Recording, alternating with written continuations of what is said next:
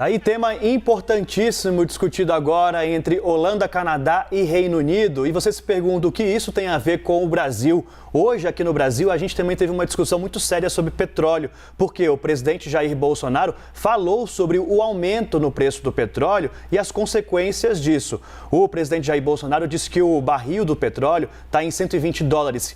A paridade do preço internacional, segundo ele, é errada. O que é tirado é levado em conta o preço fora do Brasil e isso está sendo tratado mais uma vez, segundo o presidente Jair Bolsonaro, hoje em reunião para achar uma solução e não ficar empurrando com a barriga. Foi isso que disse o presidente Jair Bolsonaro hoje. Ainda segundo ele, se for repassar todo esse aumento, tem que dar um aumento de 50%.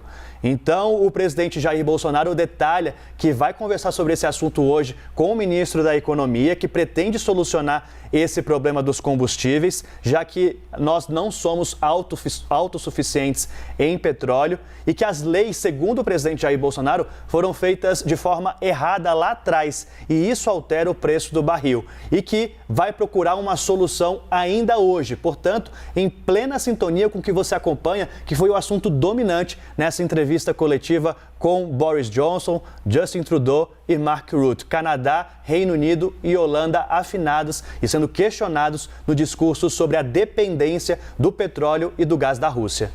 Vamos já chamar a Thaís Herédia, que tem novidade em relação a isso, né, Thaís? Boa tarde para você. Deve ter uma reunião aí para discutir esse impasse em relação ao preço dos combustíveis, né? Oi, Marcela, Daniel, boa tarde a todos. A informação agora que a gente antecipa aqui na CNN é que o Palácio do Planalto convocou especialistas do mercado de óleo e gás para ouvir sugestões de soluções. Eu conversei com alguns deles e eu ouvi o seguinte, que é o que eles vão dizer ao presidente da República. Não dá mais tempo para discutir projeto no Congresso Nacional. O governo brasileiro vai precisar tomar uma decisão já. Até porque a Petrobras não tem condições de fazer um aumento de 40%, que é a defasagem no cálculo da média de mercado, já chega a 40%. O presidente Bolsonaro falou em 50% agora há pouco. Aqui eles vão dizer, primeiro, a urgência, a decisão precisa ser tomada já. E segundo, o risco é de desabastecimento. A Petrobras é responsável por praticamente 70% do petróleo e dos combustíveis que abastecem o Brasil e os outros 30 são importados. Se não puder vender pelo preço que importar, ninguém vai importar e isso pode gerar um risco de abastecimento. A solução que o Palácio vai ouvir dos especialistas de mercado passa mais ou menos por isso que a CNN já antecipou aqui também, uma medida direta de subsídio ao preço dos combustíveis, de preferência começando pelo diesel e pelo botijão de gás. Se vai chegar a gasolina é uma outra discussão. A ideia é criar uma política pública que dure entre 3 e 6 meses, que estabeleça um gatilho para o preço do barril. Olha, a partir de 90 dólares o preço do barril Brent, a política pública entra em vigor e ela vai ser paga pelos dividendos e pelos royalties pagos pela Petrobras. Para fazer isso, precisa mudar a Constituição. Como a primeira defesa é de que as medidas precisam ser tomadas agora, não dá tempo de fazer uma proposta de emenda à Constituição e seguir todos os trâmites, a discussão agora tem que ser também jurídica, para saber se a decretação de um estado de calamidade, por exemplo, daria a segurança jurídica para o governo adotar uma política pública de subsídios, desviando os recursos de royalties e dividendos que hoje estão carimbados no orçamento brasileiro para fazer o subsídio direto ao preço dos combustíveis. Então, especialistas estão indo a Brasília, convocados pelo Palácio do Planalto, não pelo Ministério da Economia, para sugerir ao presidente isso. E as sugestões são essas, Daniel e Marcela. A primeira delas é: não dá mais tempo. Agora é a hora de tomar a decisão. né? A defasagem aumentou muito e não dá mais para esperar uma mudança na Constituição. E tem um ponto importante que é o seguinte, né? Discute-se muito sobre o monopólio do refino aqui no Brasil. 80% do combustível aqui no Brasil, às vezes um pouco mais, um pouco entre 70% e 80% do combustível é refinado aqui, o resto é importado.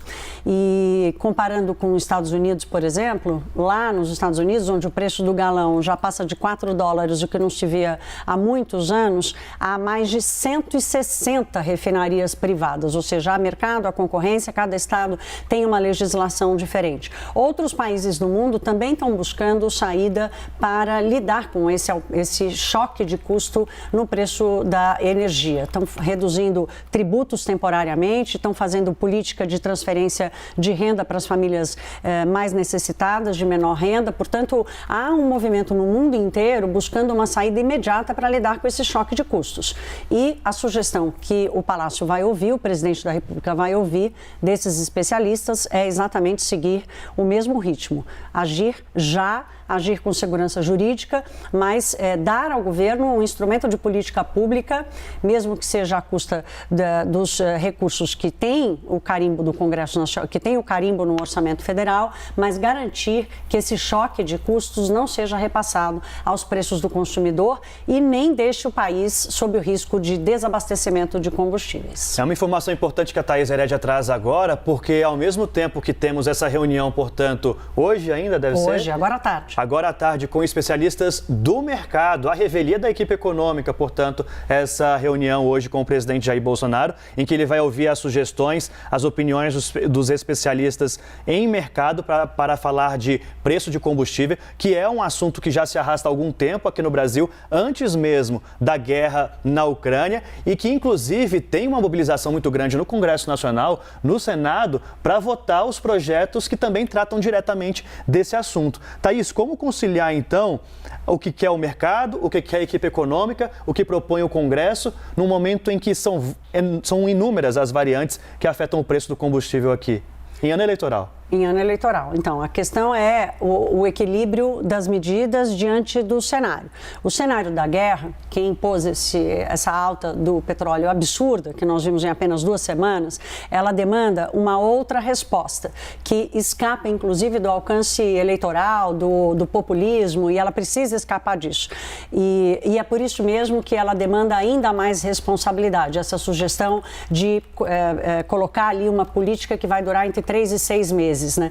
Aquilo que o Brasil não pode fazer, e é aquilo que a equipe econômica tenta evitar, é que o Congresso Nacional acabe tomando decisões, implementando políticas aqui via tributos, redução de tributos, ou mesmo subsídios aos preços, que percam a eficiência ao longo do tempo, gerem mais distorções e acabem não resolvendo um problema que é um problema de infraestrutura no Brasil, de concorrência, de abertura de mercado e de aumento de investimentos. Então, uma coisa é responder à urgência, a outra é debater com responsabilidade, né, os problemas que levam o Brasil a ser tão dependente e precisar repassar os custos do mercado internacional. Não dá para tratar a Petrobras como uma empresa que vai fazer política pública, porque ela é financiada, a sua dívida é paga, seus investimentos, claro que pelo resultado da sua operação, mas pelo acionista privado. O Tesouro Nacional, ele apenas recebe dinheiro da Petrobras há muitos anos e recebe muito. O presidente Bolsonaro andou reclamando do lucro da Petrobras, mas esse dinheiro foi colocado, direcionado para aquilo que determina a Constituição, saúde e educação em primeiro lugar. Então, Daniel, assim, mudar a política de preços da Petrobras agora não é a questão. A questão agora é, em função da guerra, trabalhar numa política pública que dê esse mecanismo para o governo compensar, e faz sentido fazer isso na visão desses analistas, mas não criar uma coisa permanente, que coloque o Brasil numa situação de armadilha das contas públicas e do sistema tributário como um todo.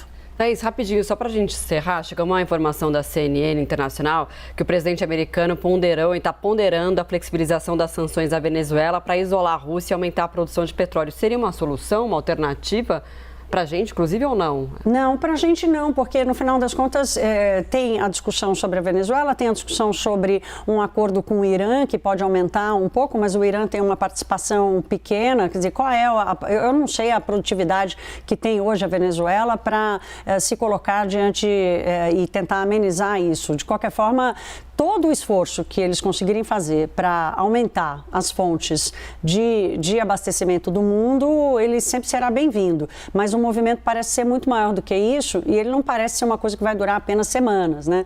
Hoje a leitura, por isso até que a sugestão é de que a política pública tem esse prazo entre 3 e 6 meses. Então, convocar os grandes produtores de petróleo no mundo, né? Mesmo que seja diante do desafio de rever sanções e rever rupturas que aconteceram ao longo dos anos, como com a Venezuela e com o Irã, isso pode sim ajudar, mas de qualquer forma, como a gente estava ouvindo dos líderes Boris Johnson e também o Justin Trudeau, a transição para uma dependência menor do petróleo é uma coisa que leva tempo. O petróleo continua sendo a maior commodity do mundo, né? E ela continua sendo a principal fonte de energia do mundo. Então, até lá, nós vamos ter que atravessar a guerra para depois atravessar a transição. Valeu, Thaís. Obrigada, viu? Boa informação aí que você trouxe pra gente.